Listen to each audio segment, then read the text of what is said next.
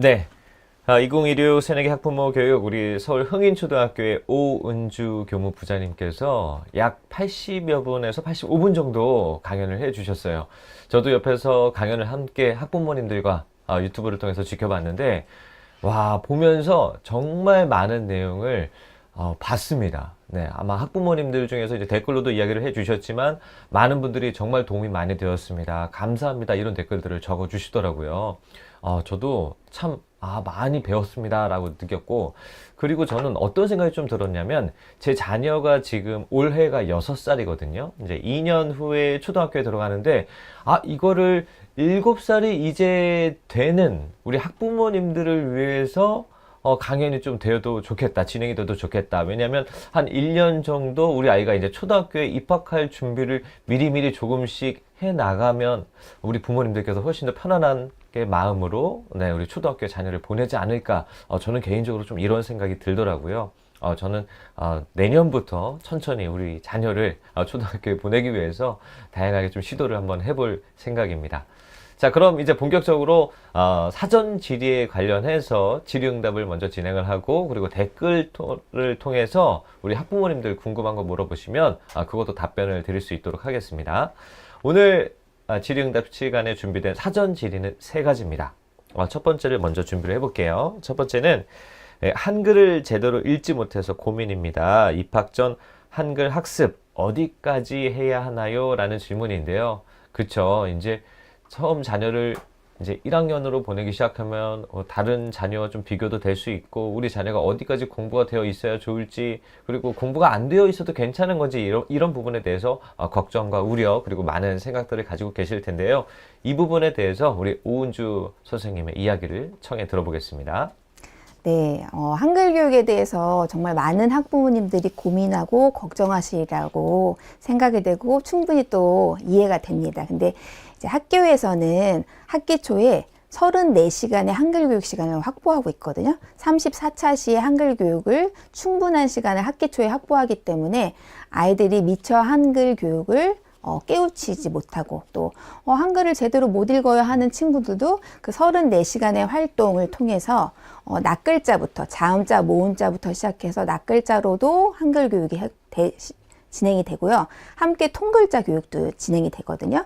그래서 우리 아이들이 글을 읽으면서 내가 알고 있는 글자를 읽어보고 그 낱글자를 조합해서 또 새로운 글자를 만들어보고 친구들과 함께 서로 놀이를 통해서 또 말놀이를 통해서 또 말을 어휘력을 또 키워보고 이렇게 다양한 활동을 통해서 언어 교육, 한글 교육을 하기 때문에 깨치지 않았다고. 사실 한글을 깨친다라는 말이 사실 우리 어른들도 실수 많이 하잖아요.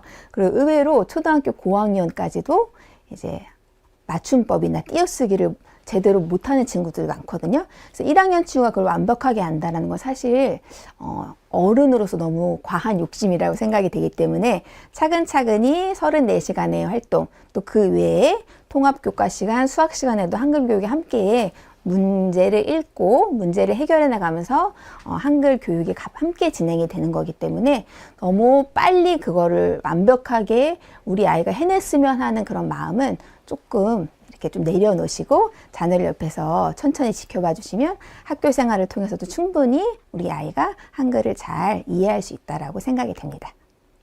네, 한글과 관련해서 답변을 해주셨어요. 감사합니다. 자, 계속해서 사전 질의 2번째 한번 가보도록 하겠습니다. 2번째는 입학 전에 2월, 이 한 달 동안 어떤 부분을 준비하면 좋을까요? 인데요. 뭐 학습과 뭐 독서, 뭐 운동, 습관 등등 아마 여러 가지가 궁금하시죠? 이 한 달 동안 어떤 부분들을 좀 준비하면 좋을까요, 선생님? 저는 가장 중요한 게 습관 형성 같아요.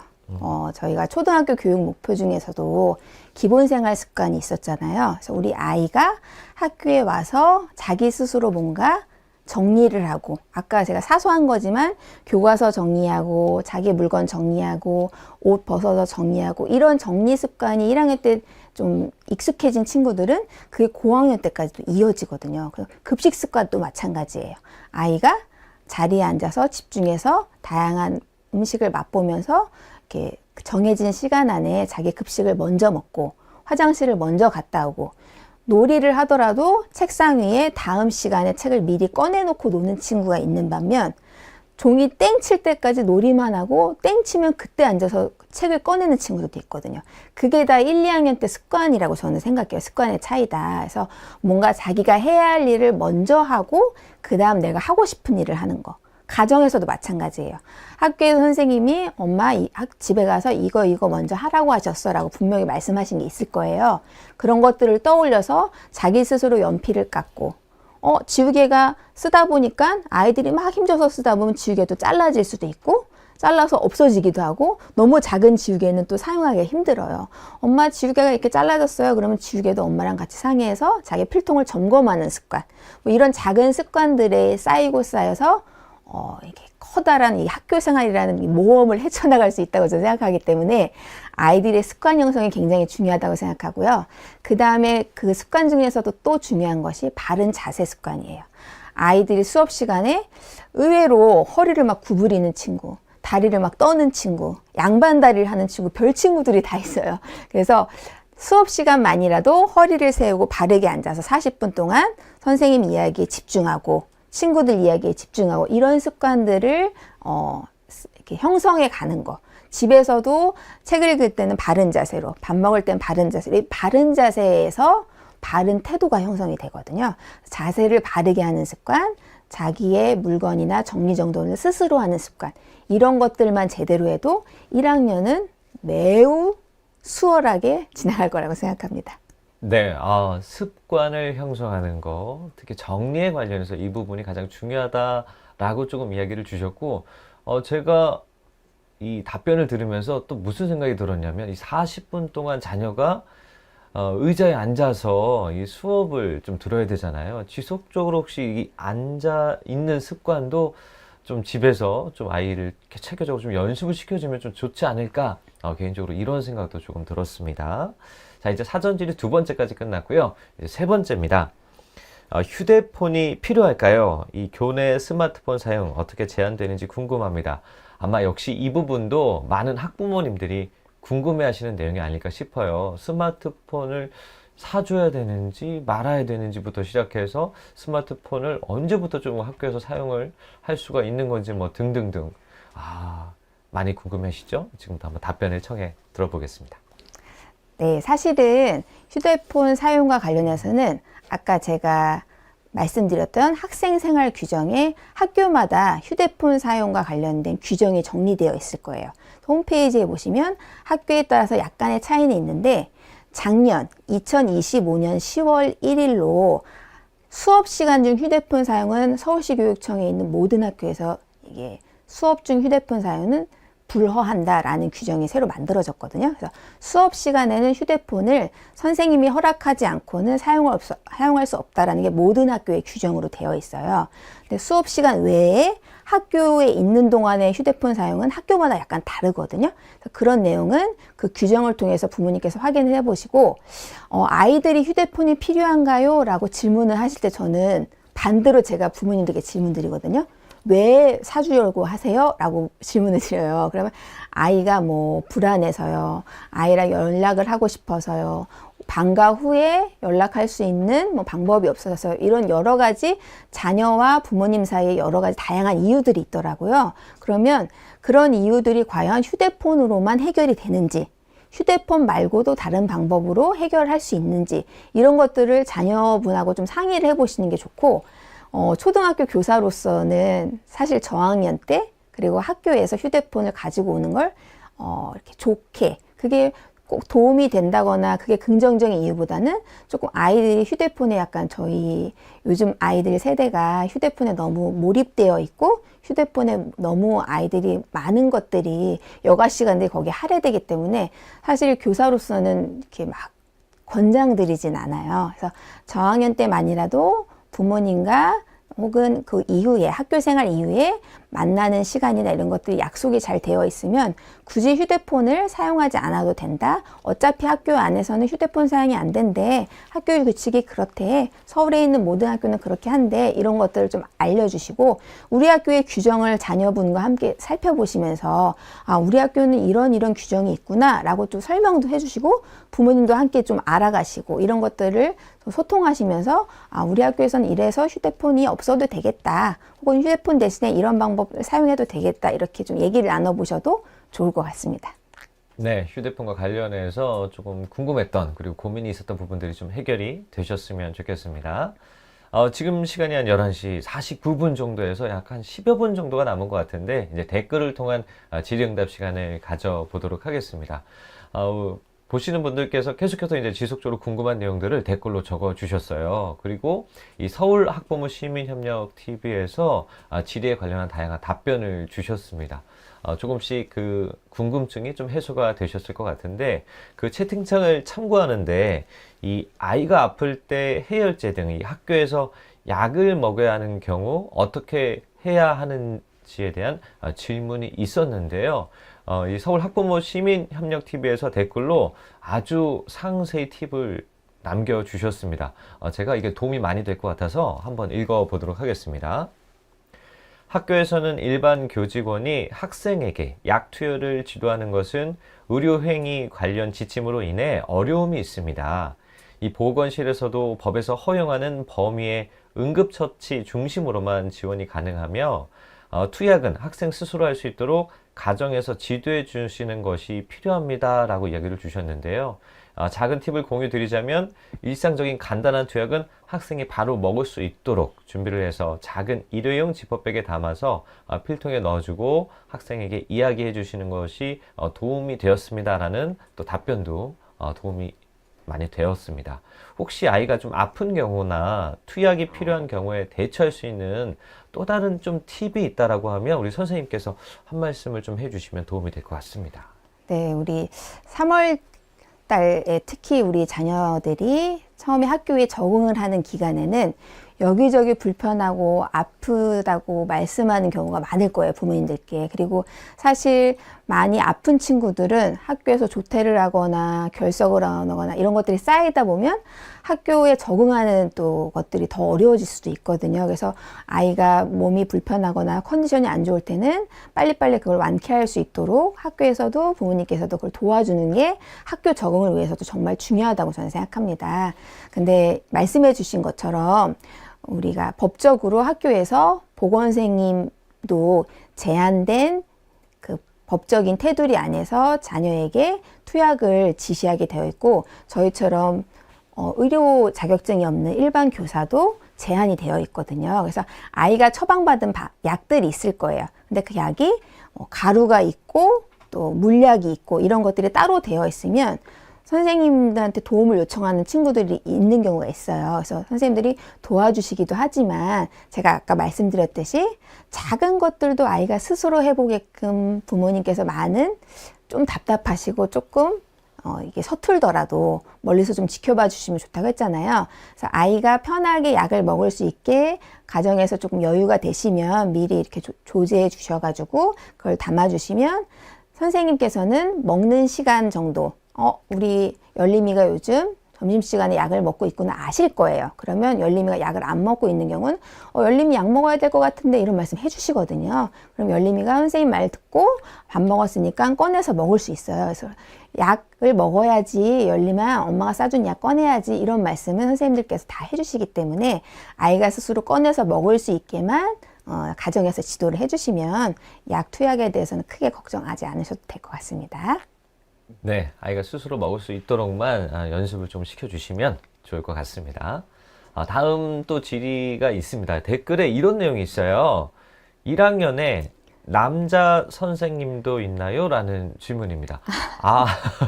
제가 이거를 보면서, 그쵸. 대부분은 이제 여자 선생님이 많을 텐데, 혹시 남자 선생님도 있는지라는 의견일 수도 있고, 제가 어떤 의도로 이걸 좀 물어보셨는지 저도 약간은 아직은 이해는 좀 되지 않습니다만, 그래도 이때 답변을 좀 해주시면 좋겠습니다. 네.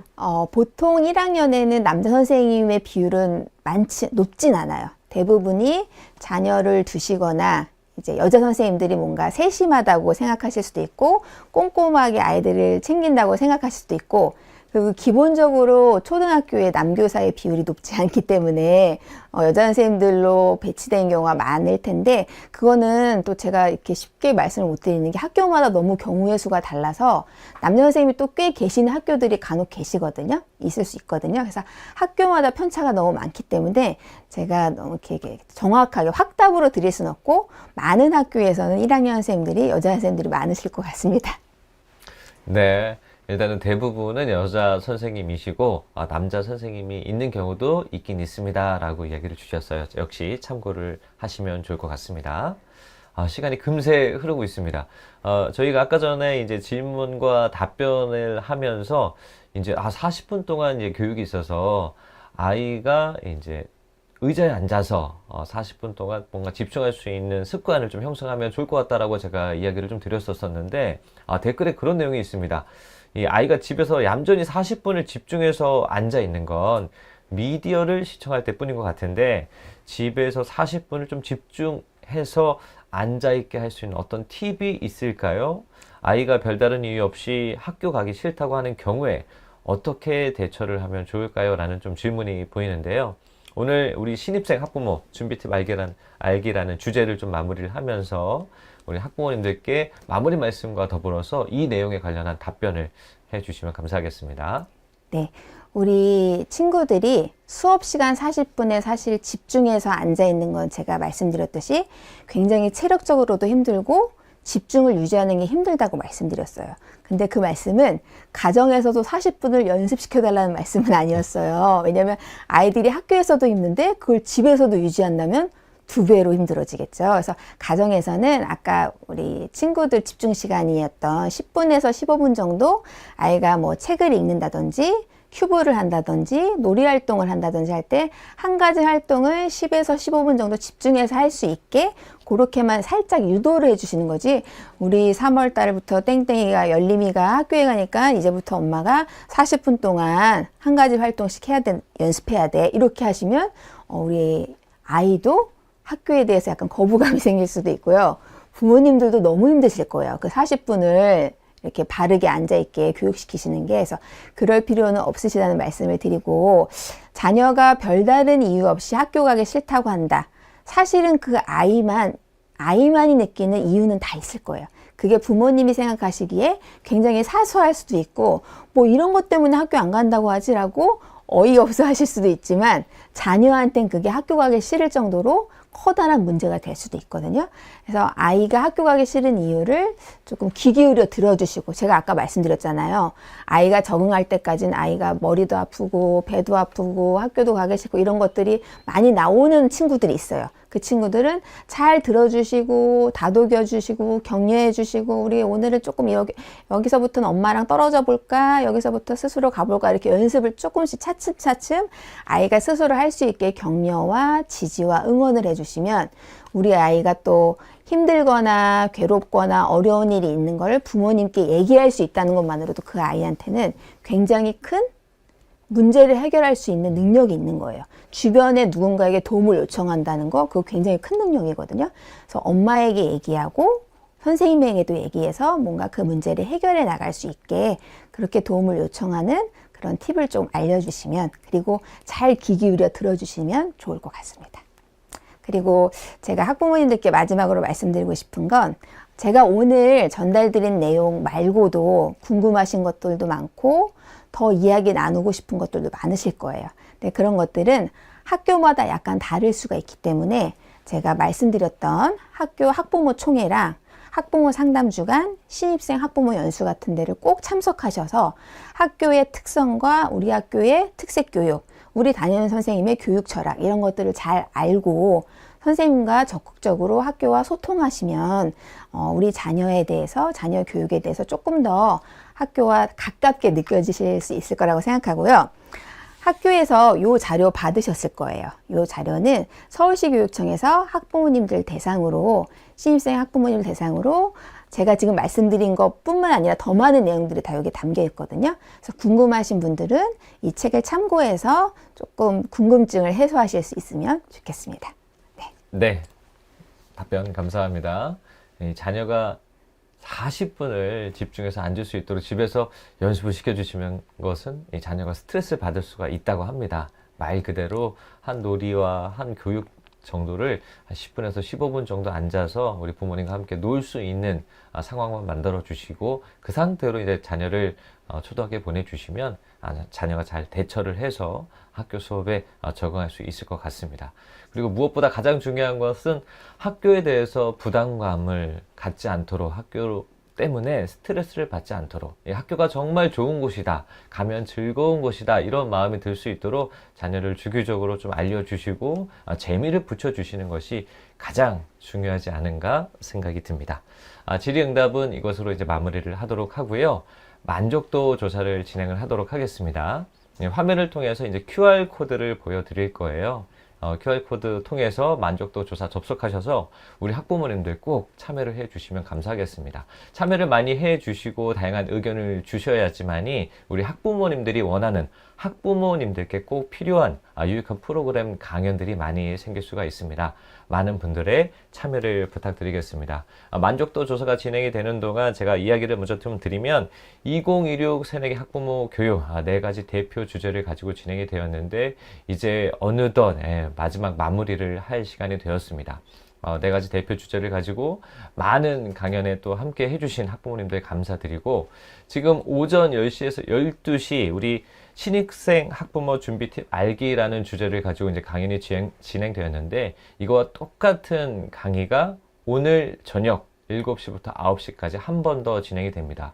혹시라도 나는 이런 거 너무 궁금했는데 꼭 현장에서 물어보고 싶어요 하시는 분들은 오후 저녁 7시에서 9시 참여해 주셔서 댓글로 소통을 해 주시면 좋지 않을까 싶습니다. 그리고 만족도 조사 하고 계시죠? 꼭 참여를 부탁드리겠습니다. 네, 그럼 오늘 끝으로 강연을 준비해 주신 우리 서울특별시 교육청 그리고 서울 흥인초등학교 오은주 교무부장님께 감사드리고요. 그리고 귀한 시간을 함께해서 함께해 주신 우리 소중한 학부모님들 진심으로 감사드립니다. 오늘 이것으로 강연을 마무리하도록 하겠습니다. 감사합니다.